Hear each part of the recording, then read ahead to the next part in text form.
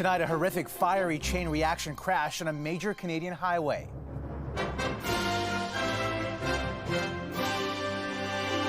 The crushed cars. We can report that approximately 50 vehicles were involved. Closures and chaos in Ontario, and how a system that slammed Atlantic Canada is leaving grocery store shelves bare.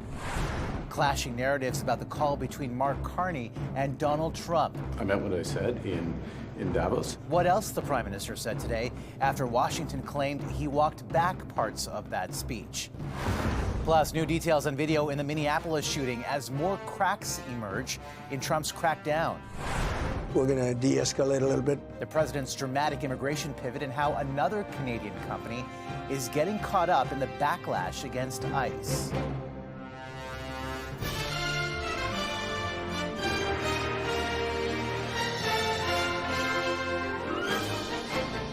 CTV National News with Omar Sachedina. Good evening. Winter's punishing wrath is tightening its grip on much of eastern Canada tonight. We'll get to the impact in Atlantic Canada in just a moment, but we begin with this dramatic scene on the 401 in Ontario. Take a look. A truck in flames and cars encased in ice after a series of collisions involving dozens of vehicles prompted desperate calls to 911 in whiteout conditions. CTV's Adrian Gabriel reports from the scene in Trenton tonight, where some harrowing stories are emerging. Billowing smoke from a tractor-trailer signals the epicenter of a series of crashes that shut down sections of Canada's most traveled highway. The black char blanketing Highway 401 near Trenton, Ontario paints just part of the picture of what was a horrifying commute for dozens of drivers. We can report that approximately 50 vehicles were involved. Shortly after 8 a.m., reports emerged of a tractor-trailer on fire. Roughly half a dozen pileups occurred within a 2-kilometer stretch as blowing snow and whiteout conditions led to near zero visibility for drivers. 911 calls, desperate for help, kept on coming. Throughout the day, there were separate lane closures along roughly 100 kilometers of Highway 401, stretching from Brighton to Odessa, Ontario, west of Kingston, for multiple crashes. Remarkably, at the pileups, only 4 people were taken to hospital. According to Ontario Provincial Police, everyone survived. It is a very clear reminder of how important it is to slow down and give space between you and the vehicle in front of you. There were several close calls. A woman was pulled from this vehicle moments before it burst into flames. The burnt remains along the side of the highway, draped in spinach, tossed from a produce truck, caught in the chaos. This all comes after days of record snowfall in parts of southern and eastern Ontario. Over the last 72 hours alone, hundreds of vehicles have been involved in collisions. And again tonight, the Ontario Provincial Police reminding drivers to travel with care as potentially dangerous winter weather sweeps across the country. Omar. Adrian Gabriel in Trenton tonight. Adrian, thank you. And speaking of those other parts, a second wave of snow in Atlantic Canada.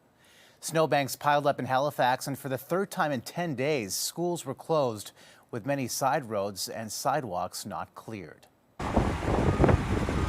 At Halifax's main airport, runways were closed for more than 3 hours, disrupting dozens of flights. The storm has resulted in a rare sight at some grocery stores in Newfoundland. That's where we find CTV's Garrett Barry. Some barren shelves at Urban Market 1919 in St. John's, and some of the products that are arriving far too late. We've actually, since the start of January, have received over $2,000 of wasted foliage and stems. And that's a massive cost. It's hard to keep the shelves full this month. There are today more than 200 commercial transport trucks trying to get goods onto the island, backed up at the ferry terminal in Nova Scotia. Storms and high winds have repeatedly canceled Marine Atlantic ferry crossings. It's very unusual that we've seen such poor weather for such an extended period of time. Marine Atlantic says it has the capacity to clear up that backlog quickly if the weather would start to cooperate. That won't come tomorrow, where more crossings have already been canceled. Garrett Barry, CTV News, St. John's. Digging out from a massive snowstorm, this Halifax shelter is setting up new beds, expanding capacity from 33 to 44. The phone was ringing off the hook as soon as the storm was approaching, so everything came in a timely fashion, so we were able to fill those beds. Moving in to escape the snowstorm saved Colin Henderson's life. If we didn't have places like the Souls Harbor Mission, we'd probably freeze to death. If you're out and about in the community, we will bring them in. We'll do the best we can to find them shelter here, someplace else in the community, because these temperatures are dangerous. The city has this message for anyone struggling on the streets. We see a storm coming, we get out there, we warn people, we offer them the spaces, we know where the spaces are, we can offer transportation. The people who run this facility want to add more space and more beds in the near future so they can provide shelter during these harsh winter months. The upstairs is empty, but that's a whole bunch of red tape that has to be put through so that we can open up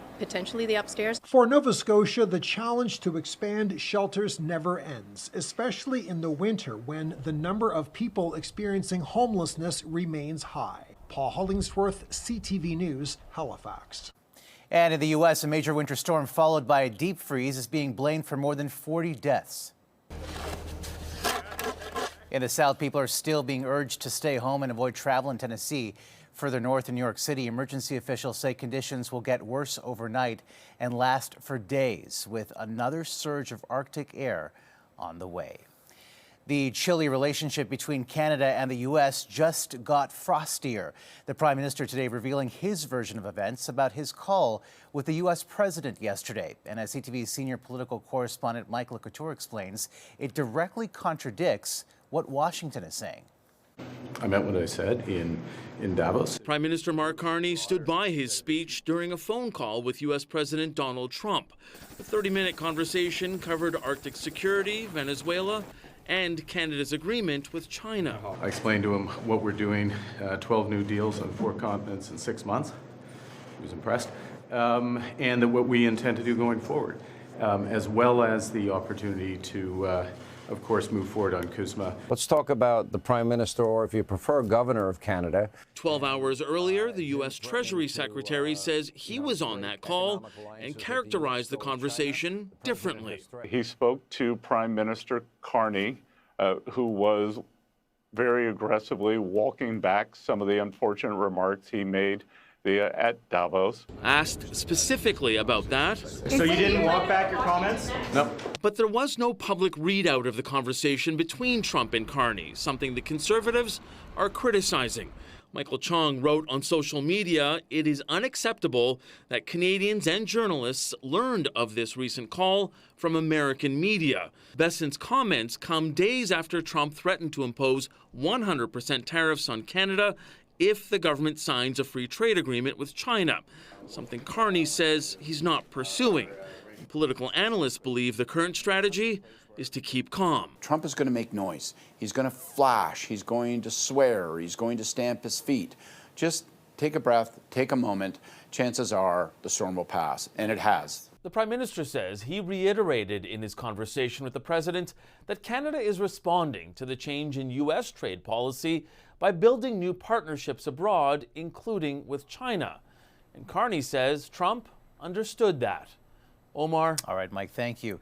There was also another dramatic shift from the president today over his immigration raids in Minneapolis that have turned fatal. The Department of Homeland Security revealing 2 federal agents opened fire in the deadly encounter that killed an ICU nurse over the weekend. CTV's Washington Bureau Chief Joy Malbin with the new video recording. The U.S. president in Iowa to talk about the economy, but grappling with the fallout over the killing of 37-year-old Alex Preddy by federal agents, telling Fox News, "We're going to de-escalate a little bit." The president is facing political backlash even from his own party. They're horrified over violent immigration enforcement tactics in Minneapolis. The president reshuffling the leaders of his immigration crackdown. Controversial Border Patrol Commander Greg Bavino is out.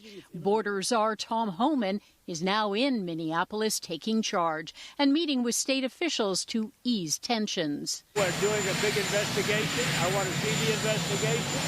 I'm going to be watching over it. I want a very honorable and honest investigation. What do we want? When do we want it? Now! There's still anger and outrage on the streets. New video shows Preddy recording ICE officers he's tackled. One of the officers removes the gun. Preddy had a license to carry one, and then 10 shots are heard. A Homeland Security report now says that Preddy was shot by 2 federal officers. I don't like that he had a gun. I don't like that he had 2 fully loaded magazines. That's a lot of bad stuff. And despite that, I say that's a very unfortunate. The video from many angles directly contradicts Trump's top aide, Stephen Miller, and Homeland Security Secretary Kristi Noem, who labeled Preddy a domestic terrorist just after he was killed. Lawmakers are demanding Trump fire Noem or they'll impeach her. We should own the issue of border security and immigration, but they have destroyed that for Republicans. Something that got the president elected, they have destroyed it through their incompetence. And Democrats are threatening to block billions in funding for ICE in a budget bill that could lead to a partial shutdown this week. Omar? All right, Joy, thank you. And a shocking moment at a town hall on the immigration crackdown.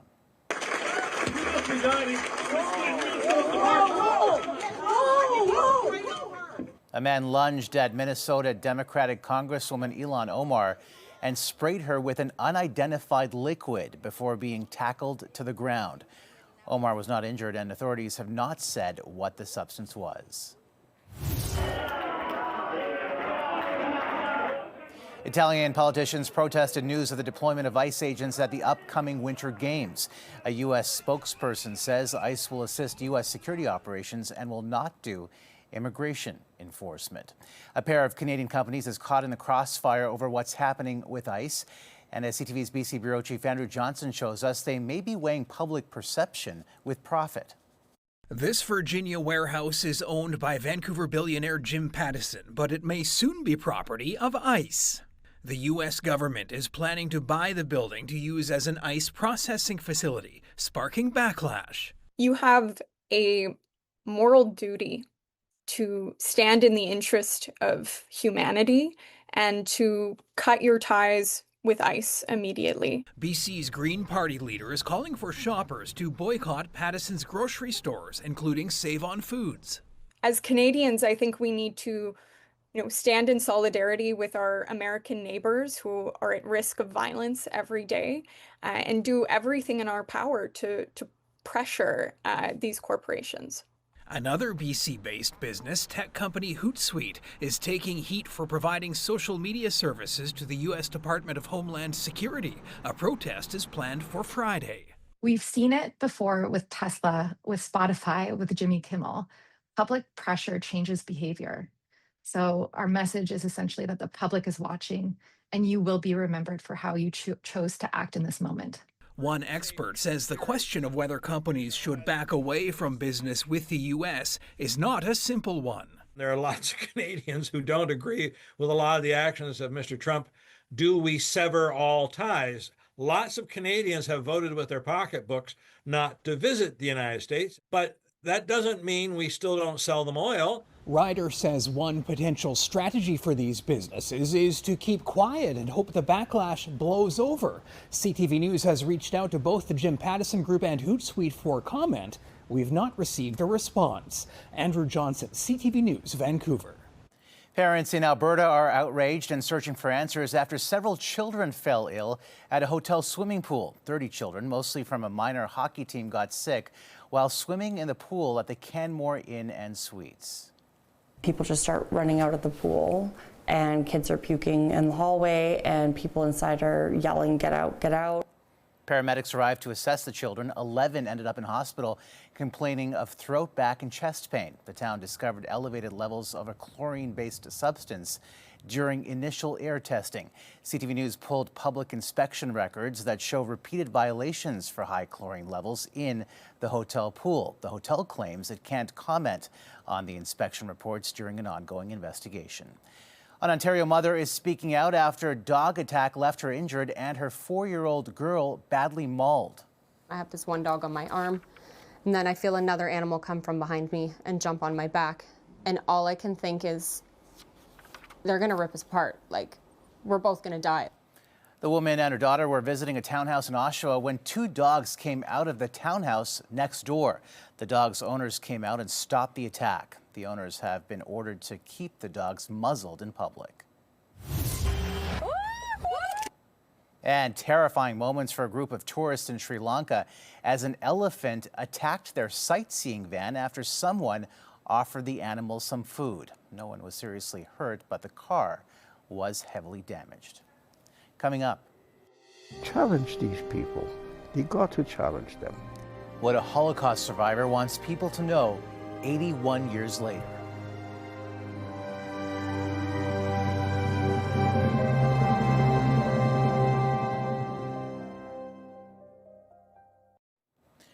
A solemn ceremony for International Holocaust Remembrance Day at the Nazis' most notorious death camp.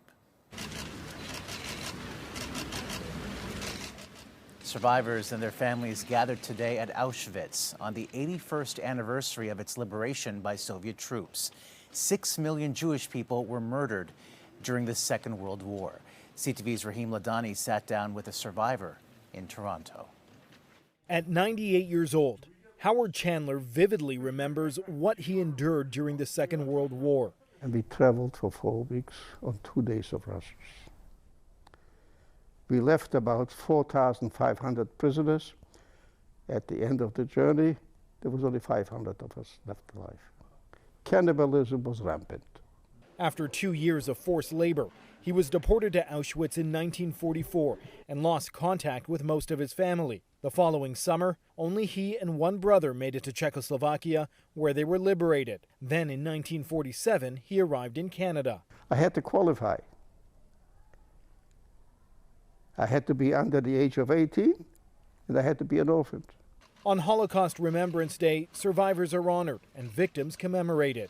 Still, 81 years later, anti-Semitism remains a threat to the Jewish people. All Canadians should not be standing for hatred and extremism wherever it happens, and so we have to stand shoulder to shoulder to call that out, whether it's happening against our community or other communities. Here in Toronto, police data shows that in 2024, anti-Jewish occurrences made up 40% of all hate crimes, making spaces like this that much more essential. This was owned by a family who had a store on DuPont Street. Inside Toronto's Holocaust Museum are countless artifacts, like this cash register, showcasing how survivors lived after the war. And sharing their stories are a key part in connecting younger generations. We make sure that the stories are taught sensitively and through first-person testimony, and this is so important that we are actually full every day with students, as you can hear in the background. As we chatted with Chandler, he could also hear the students and says he doesn't just want them to learn about the Holocaust,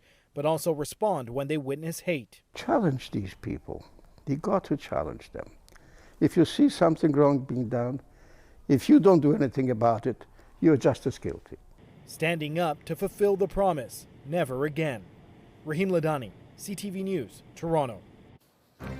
Still ahead. Which European country is banning social media for children under 15, and how Ottawa is reacting.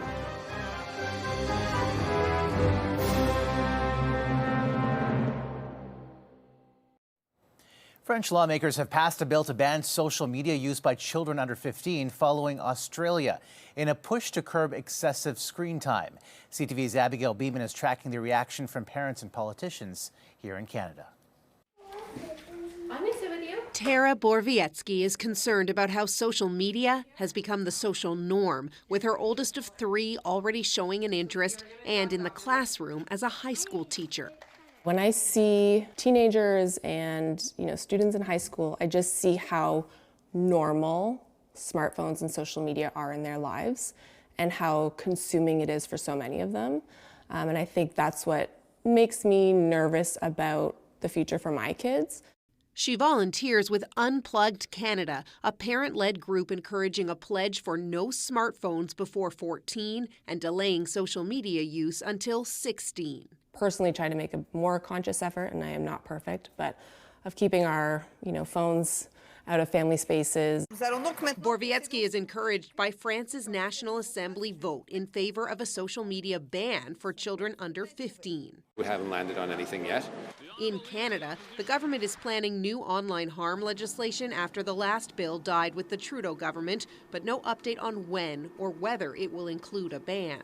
Protect kids, first and foremost. And also there's a legitimate concern of the state protecting freedom of expression, and that is also key. So there's a balancing act. It can be used as a very vicious tool. Lawyer Ma'anit Zemel's office gets at least a call a day looking for help. She's calling for nuanced regulations that are enforceable and tailored to specific harms like cyberbullying or overuse, saying a full-out ban is not the answer. The kids just get around it by using, whether it's VPNs or just saying they're older. And, from a legal perspective here, it might be challenged for all kinds of reasons. CTV News reached out to YouTube, TikTok, Snapchat, and Meta. By deadline, only Meta responded, saying they'll comply with any regulations. But governments considering bans should be careful not to push teens towards unregulated, less safe sites. Omar? All right, Abigail, thank you. Still ahead, the senior hockey team proving it's never too late to play the game.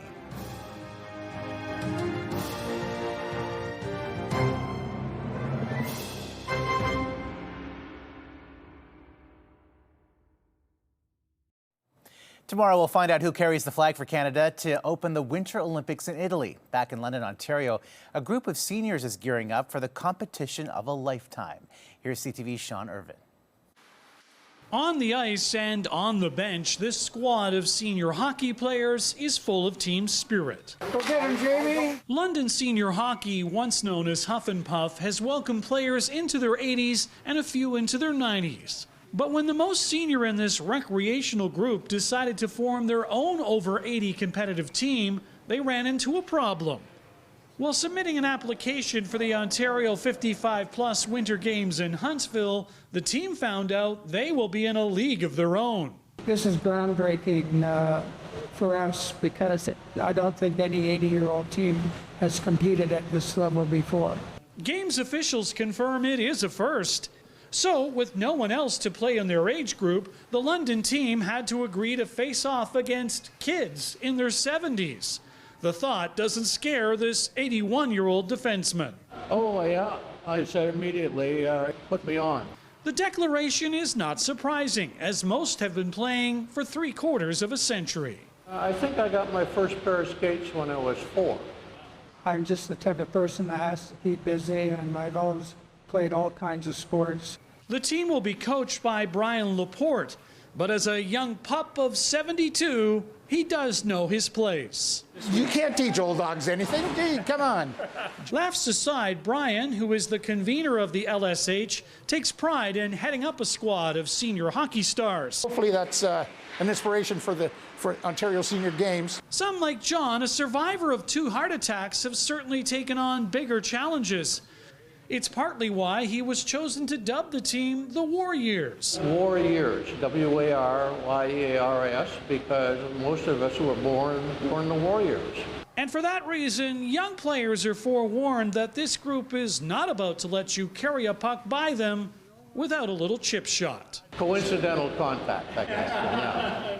In London, Sean Irvin, CTV News. Love their passion. That's a snapshot of this Tuesday for all of us at CTV National News. Thank you for watching. Good night and see you tomorrow.